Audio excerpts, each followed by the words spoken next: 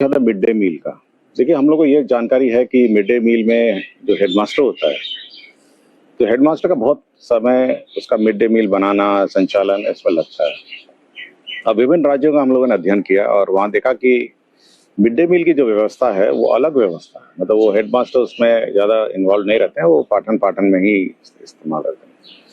इसको हम लोगों ने टेस्ट करने के लिए हम लोगों ने 10 जिलों में 2-2 पंचायत में पायलट प्रोजेक्ट किया है, जिसमें जो हमारे हेडमास्टर हैं, उनसे ये हट के अलग से व्यवस्था की गई है, जो मिड डे मील का संचालन करेंगे और हेडमास्टर केवल उन मिड डे मील संचालकों को केवल संख्या कितने बच्चे आए हैं, वही केवल इंगित करेंगे। तो इससे हमको लगता है कि जो हेडमास्टर है, जिसका मूल काम है टाइम टेबल निर्धारण करना, शैक्षणिक वातावरण को सुदृढ़ करना और समय पे क्लास चल रही हैं, टीचर समय पे आ रहे हैं, उसमें ज़्यादा ध्यान देंगे।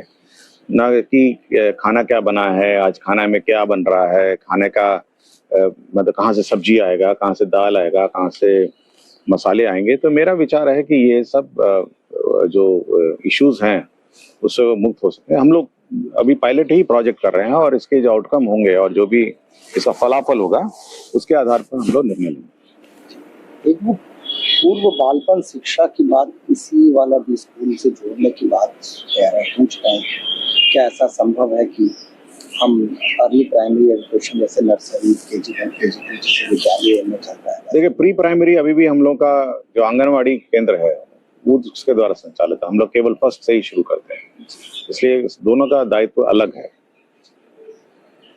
सर, ये दूसरा सवाल साजिदा खातून उत्क्रमित मध्य विद्यालय लाहूगंज ठाकुरगंज किशनगंज से पूछ रहे हैं।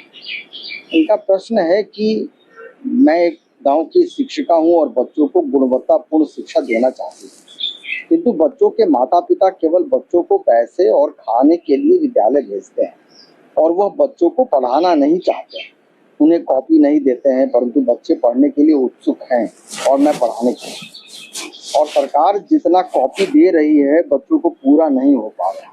इस वजह से गृह कार्य बच्चों को कैसे दिया जाए ताकि गुणवत्तापूर्ण शिक्षा के लिए मैं क्या करूं?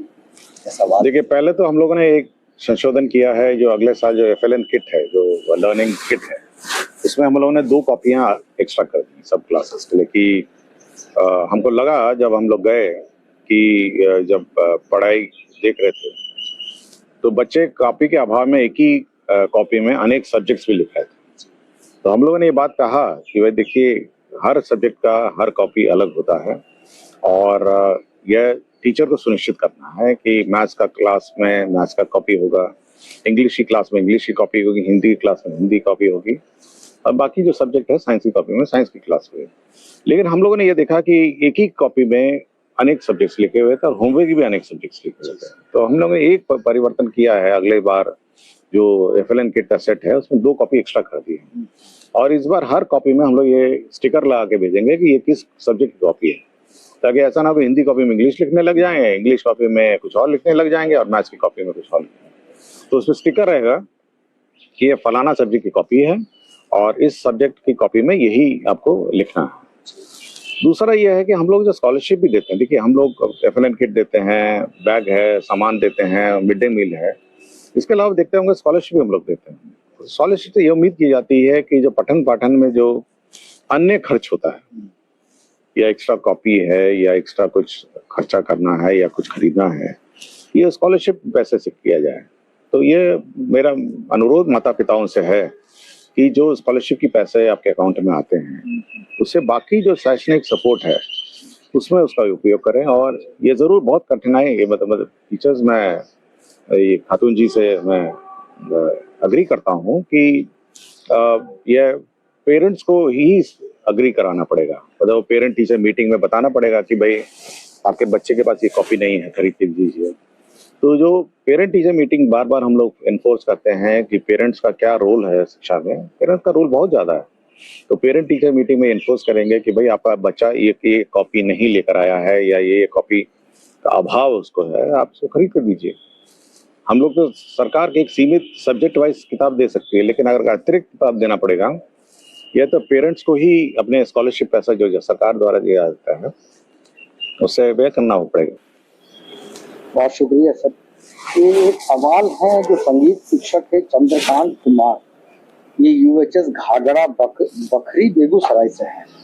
ये संगीत से संबंधित है, कुछ स्टेटमेंट भी है सर उनका कि बड़े दुख के साथ कहना चाहूंगा कि मेरी तरफ से यथासंभव 100% प्रयासों के बावजूद न ही विद्यालय परिवार संगीत शिक्षक का सदुपयोग करके बच्चों को लाभ पहुंचाने में मदद कर रहे हैं और न ही अभिभावक गण समझाने के बावजूद बच्चों की भलाई के लिए जागरूक हो रहे हैं।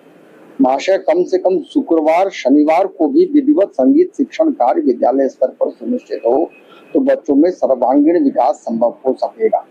ऐसी कोई व्यवस्था नहीं बन रही। देखिए, हम लोग जब स्कूल में पढ़ते थे तो संगीत का जो क्लास है वो वीकडेज में भी था और शनिवार को भी था। तो ये हेडमास्टर पर निर्भर करता है कि वो संगीत का क्लास कब लगाता है। देखिए, संगीत भी आपकी शैक्षणिक व्यवस्था का अहम अंग है, इसको अलग नहीं किया जा सकता है कि ये नोटबुक से संबंधित नहीं है, ये किताब से संबंधित नहीं है। तो बस ये जो हेडमास्टर सब हैं, ये अपने जो संगीत टीचर एक ही होगा और कहीं तो संगीत टीचर हो भी नहीं, होगा भी नहीं, तो कहीं से बोरो करना पड़ेगा। तो हेडमास्टर ऐसी व्यवस्था करें कि वीकडे में भी एक क्लास कम से कम हर बच्चा कम से कम संगीत का ज्ञान उसको हो। तो ये हेडमास्टर पर निर्भर है, ये हम लोगों ने ऐसा कोई निर्धारित नहीं किया है। तो संगीत क्लास होनी चाहिए और कंपलसरी होनी चाहिए और हर बच्चे को अटेंड करना चाहिए और समय निर्धारित हेडमास्टर करेंगे। हम लोग यहाँ से नहीं करना चाहते हैं, फिर कुछ प्रॉब्लम हो जाएगा। हम लोग यहाँ से मुख्यालय स्तर से करेंगे। हेडमास्टर अपने यहाँ पे निर्धारित करें और संगीत टीचर जो भी लोकल है, जो भी बहुत सारे लोकल लोग संगीत सिखाने के लिए इच्छुक होंगे अपना सिखाएंगे, या फिर जो हेडमास्टर जो टीचर है संगीत शिक्षक हैं अगल बगल स्कूल में वो आके सिखाएंगे। बहुत बहुत शुक्रिया सर। सर, एक सवाल है जो बहुत दूर दराज के विद्यालय से है। रत्नेश कुमार मिश्र विद्यालय अध्यापक है, नंदकेश्वर सिंह उच्च माध्यमिक विद्यालय पकड़ी अमोलवा पश्चिमी चंपारण। सर, इनका सवाल है कि अंकित करना है कि बिहार में उच्च माध्यमिक विद्यालयों में कंप्यूटर विज्ञान के शिक्षक नहीं होते। ये लोग वर्ग से 9 से 12 तक की कक्षा में कंप्यूटर की कक्षाएं ले रहे हैं।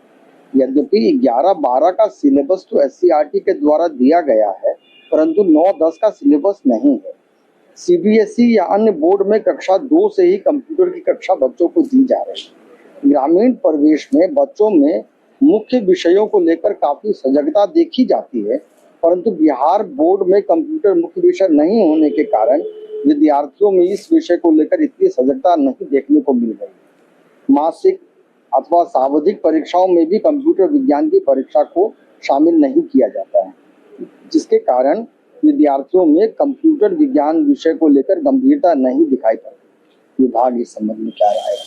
देखिए, कंप्यूटर की इस बार पहली बार हम लोग बुक छाप रहे हैं और एक ही बुक है, मतलब वो वर्गवार किताब नहीं छाप रहे हैं इस बार पहली बार, क्योंकि मेरा अपना अनुभव है कि क्योंकि हम लोग पिछले सालों में कंप्यूटर का किताब नहीं छापे हैं, तो एक ही किताब 6, 7, 8, 9, 10 के लिए एक ही किताब छापे और हमने 6, 7, 8।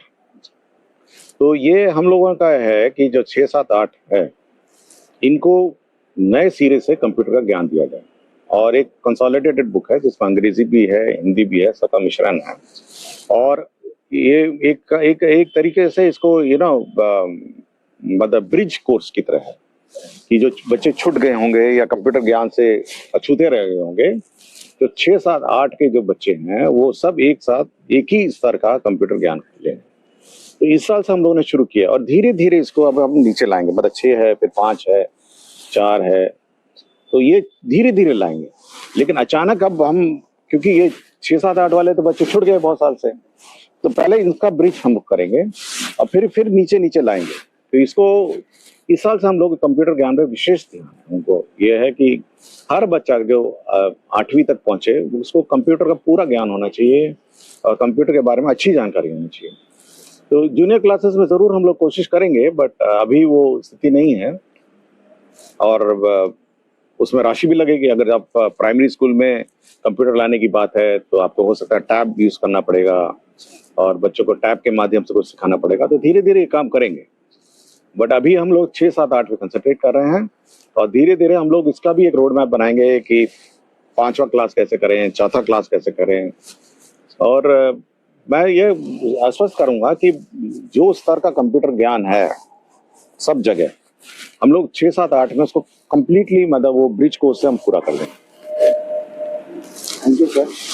एक अभिषेक राज है, प्राथमिक विद्यालय ध्रुवपट्टी धलाड़ मधेपुरा से। ये सर आधार सीडिंग पे सवाल है कि सर बच्चों की नया आधार कार्ड बनाने की प्रक्रिया जटिल है, जिसमें कागजात में जन्म प्रमाण पत्र की मांग की जा रही है।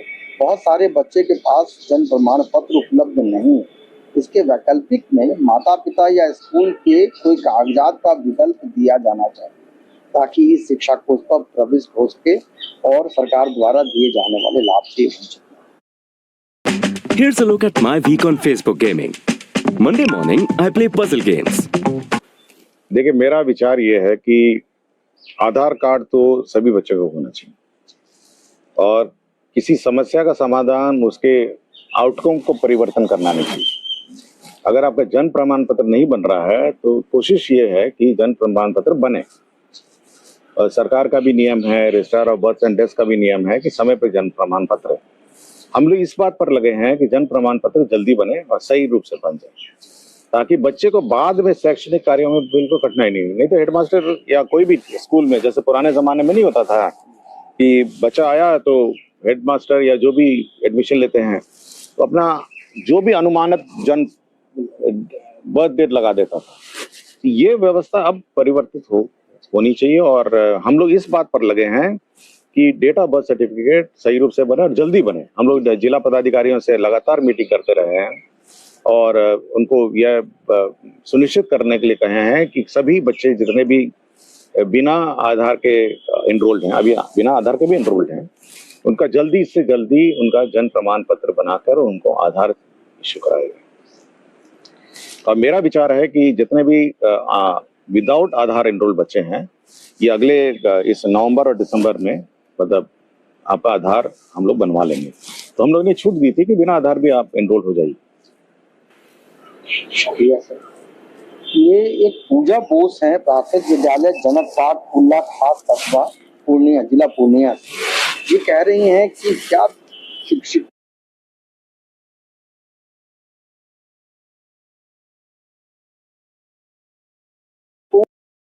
द्वारा बच्चों को डायरी में कुशल पूर्वक